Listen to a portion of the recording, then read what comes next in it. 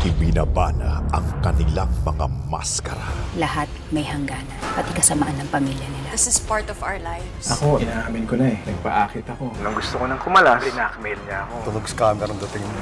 Lahat ng sinasabi niya, puro kasinungalingan. Sa huli, makukuha din natin kung anong gusto natin. Basta walang bibitaw. Walang bibitaw. Sa pagsisiwalat ng katotohanan, Kita po yan ng anak ko sa bahay ng kaibigan niya. Sino kaibigan? Yung apo po ni Astor Fields. I have to know why. lalabas ang tunay na katapangan. Gusto nilang maglaro. Sige, makikipaglaro ako sa kanila. I need you to find out kung may alam sila tungkol sa koneksyon ko kay Marigold. Ano to? Leia, nakikipagtulungan ba sila kay Astor at Lavender? Simula ngayong November 11, Does this mean that Lav is also onto something? Lavender. Sino sila? I'll show you a photo.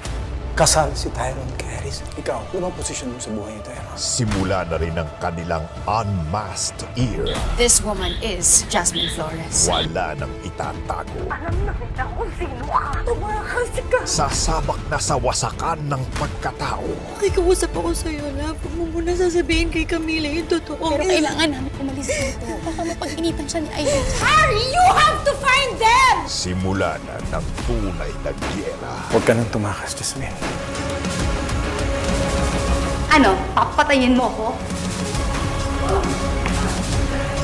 Lavender Fields. Weeknights, 8:45 p.m.